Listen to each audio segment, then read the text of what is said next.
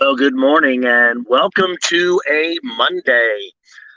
Today I'm taking my daughter's car down for some service work. It's potentially some major service work. You see, the other day she was driving and she called me and said, "Hey, um, my car has got a light that came on and it's the engine light. And I'm already headed down to Ron's place. Um, and I'm going to get him to check it out." I think she called him before she called me, which is totally awesome because he knows so much more about cars than I do. And here's the thing, the light came on, but there wasn't, it wasn't driving erratically, it wasn't driving problematically. It didn't seem on the outside to have any kind of problems, but a light came on. A warning sign came up, and it was something that needed to be handled. So she went. They plugged the scanner in, got the code, and looked it up, and it could be one of a few things.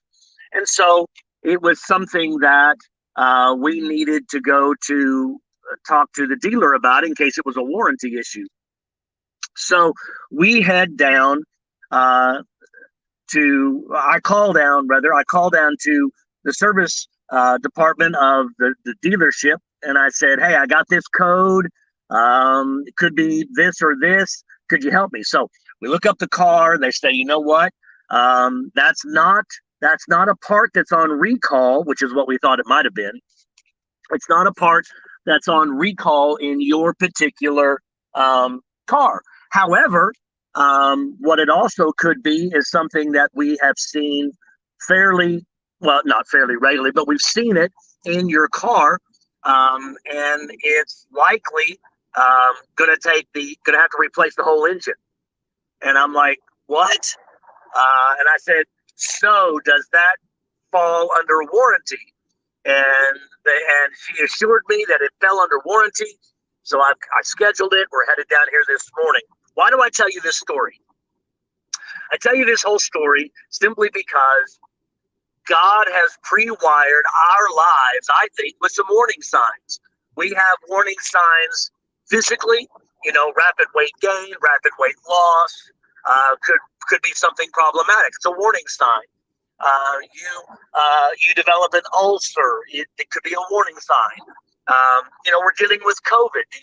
We're familiar with this. Do you have a fever? Do you have a cough? Do you have chest pain? Do you have these kinds of things that are warning signs? We call them symptoms, but they're warning signs for something that could be worse, could be different, could be a problem that you need to get checked out. And so we've got relationship warning signs. You're not talking or you're fighting all the time.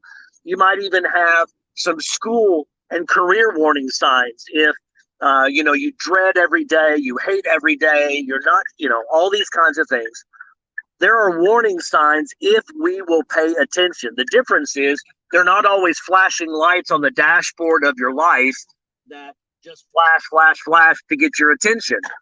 They sort of do, but we don't look at it that way, do we? And in the same way that um, the way we've handled this car is the way that we should be handling our life. First of all, we need to pay attention to the warning signs. We don't need to ignore them. That's what we do a lot, isn't it? We just ignore the signs, and we don't pay attention to them. We dismiss them. We say it's no big deal. What's it really matter? Who cares? But the problem is, if we ignore it, it becomes a larger problem. And just like the car, that happens in our life. If we ignore the warning signs, it becomes a larger problem, and you can have greater breakdowns in your life if we don't take care of them. So pay attention to the warning signs in your life. They're there for a reason. God wired us with these things for a reason. You know, you get a drippy nose and sneeze and cough because you might have allergies, you might have a head cold, you might have a problem. Your body develops a fever because it's trying to fight off something, and other things.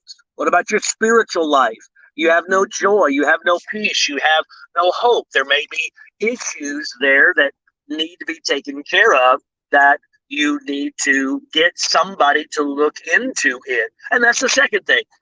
When you have a problem, do you have a trusted individual that you can go to and discuss the issues that you have? Do you have somebody that you can talk to?